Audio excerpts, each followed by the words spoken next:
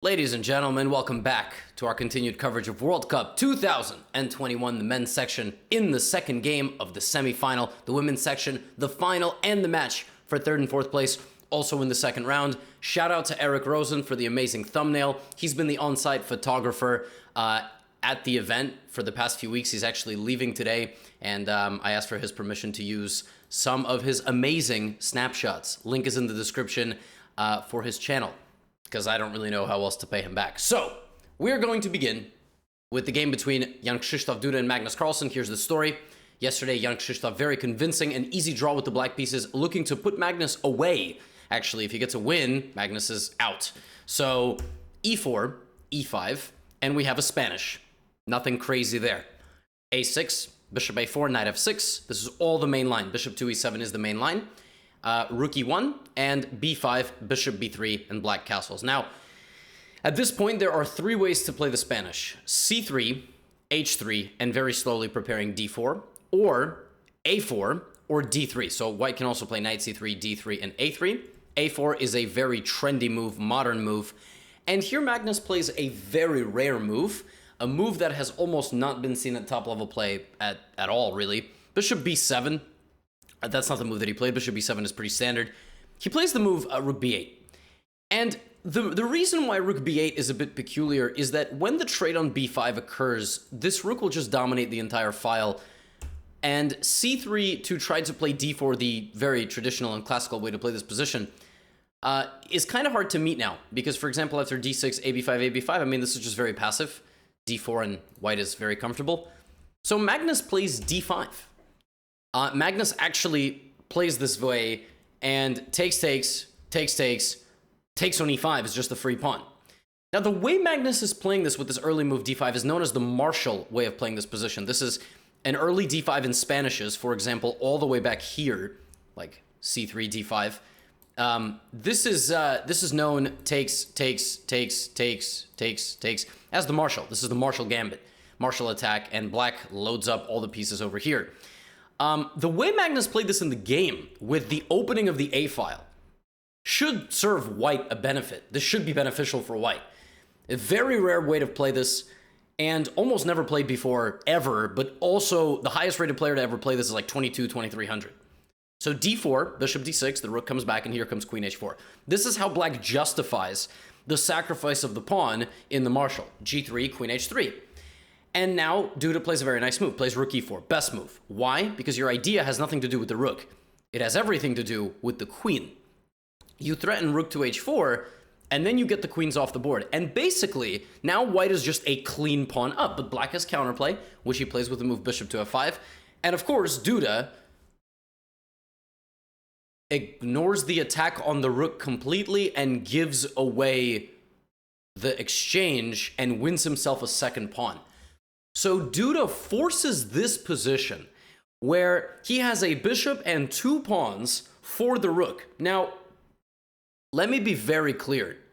Black has zero winning chances here. Only white can play this. This is something that is known as a two-result game for white. White cannot lose this at this level. You can lose this. I can lose this. They can't. Duda will never be in danger of losing unless he blunders something egregious, because Magnus's structure is unmovable. His pawns are split. White is much more fluid, and white has much better piece coordination. So rook e1. The idea is to go to e7. Magnus plays the move knight to c4, and we have bishop c4 and pawn c4. Now, Jan Krzysztof should probably not have allowed knight to c4. He probably should have played knight f3, where knight c4 immediately is met with takes, and this move. When you win the pawn on c4, and you probably win the game, because you have now knight and three pawns, which is just too much. So Duda, the way he did it in the game is he delayed it by a move, but now black gets sufficient counterplay with rook b8. Knight e5, rook takes b2, and you see black has kind of arrived. That's the difference in the two variations, is that Duda must have gotten to this position and thought, well, I can't lose this, I'm just going to play this forever. But Magnus is cheeky. I mean, he loads up on c3, and Duda does create a little bit of play onto the f7 pawn, but Magnus now wins the c3 pawn. Duda goes for f7. Still, chances are really good for white, but the problem is these pawns sort of cancel each other out. And even though you can create some practical and annoying chances, the position is very difficult for black. Make no mistake. I mean, it's three pawns. Kind of. It's really 2 pawns because these pawns are so delicate. Rook takes f2, king h3, and Magnus goes for a trade of rooks. Now, if you were to trade rooks in this position, just so you understand, now white is in danger of losing. White is in danger of losing this because you have strength in numbers. Whose saying was that? That was a basketball team I mean, that's a saying, period, but it was a saying of a team in the playoffs. I forgot who it was. Cavaliers, maybe? But strength in numbers, it's the fact that together your pieces are really strong. But if you just trade the rooks, you lose your strength in numbers because your knight's not going to beat this rook, and the rook is going to go for this pawn and promote. You could just straight up be losing. So rook c8, king e7, and now the knight comes back. And Duda spent the remainder of this game trying to advance his h-pawn, and he got some serious chances. He's getting some serious chances here. King f3. Rook takes d4, h6. I mean, Duda's made some serious progress. Rook d8 check. King goes here. And now rook e8 check. Now, apparently, Duda also can play this move, which straight up deflects the king away. The problem is that you're going to lose this. You're not going to win this endgame. It looks like you're just in time. You're not. Now, it's important that Magnus doesn't take. If he takes, he loses. So all these transformations here, not because this or this, it's king f4. King f4 is the only winning move because you're looking for the opposition. You have to know your king and pawn endgames, and these guys do. He would have just hung around, basically. He wouldn't have taken on h6, but he would have just stuck around and not taken the pawn, and actually it would have just been a draw. So we have a fake repetition, and now we have this and this. And basically, Duda's like, yo, you can push your pawn, but he doesn't. Rook d6, and yeah, Magnus, cool, calm, and collected. I mean, finding a way to dance around the knight, finally gets the simplification. Still, never too late to hang a rook, but gets back in time, and it was a close game.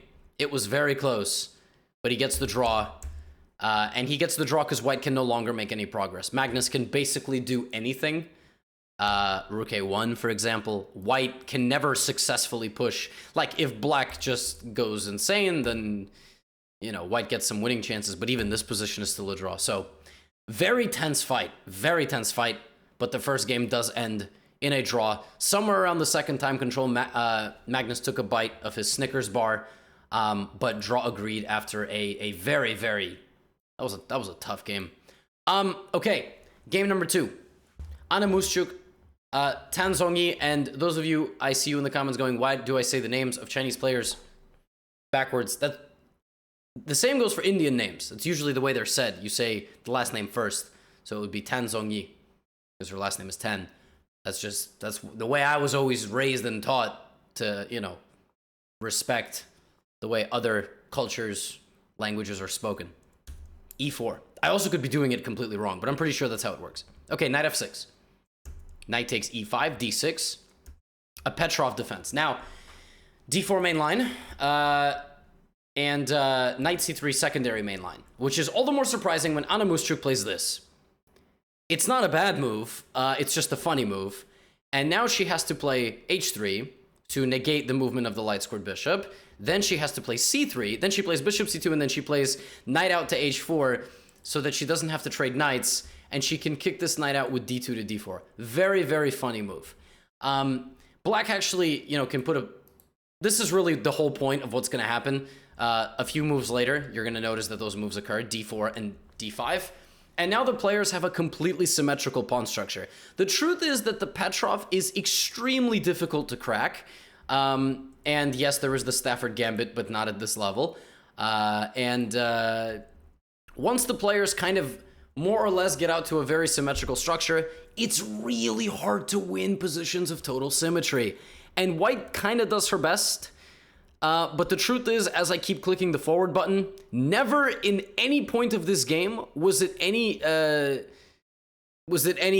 further apart than like 0.2 to either side. And Tan Zhongyi actually got a very pleasant position with f5 and potentially f4 on the way, but f3 played, knight back to g5. I think here black should have played knight g3, been a little bit more aggressive, or something along those lines. But yeah, at no here they threatened us with a repetition of moves. Actually, I think right around here black had a chance to kind of push the initiative a little bit, but she brought her queen back to a6, and they traded rooks. And then they traded queens. At least they threatened us with a queen trade. Then they actually did it. The endgame actually was advantageous for black, if I'm not mistaken. I think c takes b4 here. This transformation would have been good for black to play this for a win. King f8, king e7, king d6 like this. But she chose to play c4, and the position got locked. White was able to blockade on basically the only square where there's anything brewing. And the game ends in a draw, and this will be decided in a tiebreak tomorrow. Not too much occurred. Third game of the day and fourth game of the day, things did occur. That's a spoiler for you, okay? So, Sergei Karyakin, Vladimir Fedoseev, yesterday they made a draw. Today we have Ruy Lopez. We have Bishop e7, the same line as we just saw in Carlsen's game. Rook e1, b5, bishop b3, d6. You'll remember that last game black played this move, leaving open the possibility of playing the Marshall Gambit. But here Fedoseev commits to this. We have c3 and we have h3. This is an ultra main line, like super main line position. Bishop b7 is kind of rare. This system is known as the Zaitsev system, or Smyslov-Zaitsev system. Smyslov, Breyer, Zaitsev system. It's got a lot of names. Breyer is knight b8 and c5. There's knight a5 as well, which I don't remember the exact. This has I think it's Keres, but there's also a Chigorin line where black can play with knight a5. Anyway, bishop b7, d4, rook e8. Many games were played between Kasparov and Karpov in this line. Knight d2 and bishop f8. This is basically the point, that black in some lines can play g6, bishop g7. You will load up the cannons over here and anticipate the opening of this position. You have b4 to crack this open. A lot of really interesting lines here. White plays a3. Black plays h6, preventing anything from coming to g5. White plays back to c2. Kind of a strange position, but basically these two moves anticipate ed4, cd4 when knight b4 is no longer a move. That's the point. Is that if a couple of moves ago, white had played bishop c2, then after it takes knight b4, white just has a bit of an issue to deal with here. This bishop would need to come back, black can maybe play c5. Maybe it's not the best thing in the world, but maybe white doesn't want to deal with this. So a3 and all this, and now black plays d5. Fedoseev just decides to explode the center. We have kind of a yin-yang situation, not quite, but it's a square version of a yin-yang. de5, knight e5, knight e5, rook e5. You'll remember this kind of exchange in the other game, except white was the one taking. But here, the problem is that the rook in the center is just a target. And after e5, we sort of see the problem. Now, these bishops have come alive. Now, when Fedoseev played the move d5, he had to be damn sure he knew what he was getting himself into, because this transformation is really not that difficult to see. All those moves are forced. So he plays knight e4, and he must have thought, I'm good. And Karyakin must have gotten to saw this position and went, Krysha поехала. Bishop f4. This position is extremely nice for white. Now, black has two ways to play this. Take space over here or get really hostile with g5. g5's a bit much. g5's a bit much, but maybe it's the best move. Instead, Fedoseev plays this. And here, a kind of a very professional move for white. You can move bishops, knight, queen, rooks, king, a4. Tickling action over there. Yeah, Fedoseev, what's going on over there? Here Fedoseev decides, I'm going to put every pawn I have on the 5th rank. f5. Karyakin here makes a horrible blunder. So as we all know, when en passant is available, it is the best move unquestionably. He doesn't do that in this position. Instead, he plays this move h4, preventing the move g5. It's a very interesting move. And Fedoseev now has the option to play a5, g5, or h5 to put every pawn that he has on the 5th rank, but instead he plays bishop to e7. And we have h5 over here, winning control of some light squares. It's a very alpha zero technique. h4, h5, just in the middle of a Ruy Lopez. Rook f8. And here, Karyakin spots a nice transformation of the position in an advantageous manner for himself. Pawn takes b5. Rook takes on a8. And it's very tough for black to decide what to do. You can take with the bishop or the queen. The bishop is better because the queen needs to defend the center. And now, push pawn to e6. Huh. Now, this could be like rounded up. I mean, queen d6, rook f6. Someone can go get this pawn. But the opening of e5 is really nice for white. and combined with this h4, h5 winning of the g6 square, after rook e8, knight e5, black is in some trouble. That g6 and f7 complex is weakened, and it's worse than that. It's really worse than that. So Fedoseev plays bishop g5, trying to trade bishops and win the e6 pawn. Knight to g6 attacks nothing, it just guards the bishop. So bishop f4 would just have knight f4, and then, for example, a move like this, you can just bring the queen to defend. So Fedoseev here decides, you know what? I've had enough. d4. Let's open everybody up. The bishop in the corner, the queen's about to roll in, tension over here, and I'm going to storm down the middle. And Karyakin says, pawn takes pawn? I don't understand. If you take back, I kick out your knight, I play bishop b3, your king's right there, this is bad. So Fedoseev says, whoever said I was going to take back on d4, and plays knight takes f2.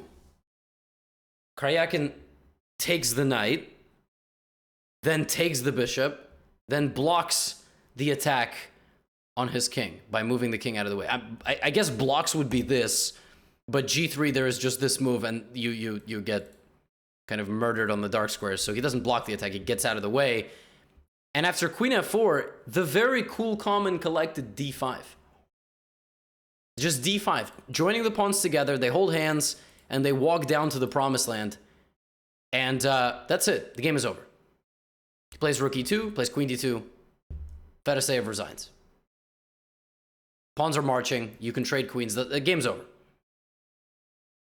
Seemingly out of nowhere, because when this position was occurring, White had a pleasant situation, but Fedoseev just overextended. I mean, h4, h5 is a clinical, look at this, just surgical, just h4, h5, middle of the game. White's got everybody going, h4, h5, so nice. And then he just, the rest of the game had to do with that light squared complex. He got over here, he brought the knight back to defend his king, and Fedoseev just got too aggressive versus the Minister of Defense. And Sergei Karyakin not just is the first finalist, he is now a lock for the candidates, which means, and by the way, this is how he made it to the candidates the last time. He won the candidates to challenge Magnus Carlsen in 2016. Same way, through the World Cup. So we'll see what the future holds, but this is really exciting. And now the final game of the day, a big one. Alexandra Goryachkina has to defeat Alexandra Kostyniuk in order to force a tiebreak. That is the current status of affairs. And here we go. Kostyniuk plays e4, e6. Now, the interesting thing is that if you need to play the French, if you've decided to play the French defense for a win, you need to be ready for this, right? Because the exchange French is just the easiest way to completely kill all your fun. But Kostyniuk plays knight d2, the Tarrasch. c5 main line, ed5, queen d5. I really like this line with black. It creates a little bit of imbalance. And here after knight f3, for example, we have one of the main lines. But Kostyniuk plays dc5 immediately, just clearing off the situation in the center of the board. And now we're going to develop normal. Bishop d3, queen e2, castles. How is Goryachkina going to play this for a victory? Let's see. b6. Knight to e4, looking for trades. Bishop b7, trade number one. Now, g takes f6 is the best move here. Black has an opportunity to maybe castle queenside or leave the king in the center completely. And this rook combined with this bishop, that looks pretty nice. Bishop to e4. Let's get all those pieces off the board. Rook to c8. Bishop to f4. Look at that move. If queen takes f4, which is the only way, now bishop b7. Now I've gotten rid of your bishop, and this rook on c8 is delicate. Rook c7. Bishop a6, bishop c5. Pressure. Rook going to g8 in the future. Rook d1. King to e7. Goryachkina takes a hit of her bomb cloud. c3. Solid move. Also prevents anything from going over here, but sorry, enables the move b4, then knight d4, like b4, knight d4, knight e6, knight f5, looking nice for white. Knight e5. Of course, she trades, and now queen takes e5 is by far the easiest way to just completely shut down black's play, but she's trying to play this for a win. She's got a nice position. Queen d3, bishop d6, And this does not end with white blundering mate in 1, f4, queen c5 check, king goes to the corner, rook d7, queen e2. And the script has kind of been flipped. Who is attacking who? h5. Well, black clearly needs to continue to create attacking possibilities. Bishop c4 and bishop back to b3. The truth is that Kostyuk's position looks incredible. She is about to load up the cannons and blast through on e6, or just sit back and not really do much of anything, because her position's really nice. Rook back to d8, rook d1, bishop c7, offering a trade of rooks, potentially. Rook d8, rook d8, rook d8, bishop d8. Just getting this endgame. But Kostyuk plays plays bishop c2, and she wants to trade one rook. Black goes for the second rook trade. White plays queen check, bishop d6. You could repeat moves here, probably. You could probably block somehow, like rook d6, bishop d6. I mean, there's probably some way to force a repetition. But Goryachkina plays bishop d6, queen a7, queen a6, and h4. She just has to keep going for it. The truth is, she probably can force something like this, and again, repeat moves, but she has to play for a win. Queen back to d3, f5, and under normal circumstances, this game would 100% have ended in a draw by now, but because one of the players needs to win the game, she's not going to play for a draw. So she keeps giving checks, and actually, listen, does create some decent winning chances. I mean, rook g8, bishop f4, some tricky stuff here, but the transformation occurs, and Goryachkina fights until the very end in an endgame where she's actually the one.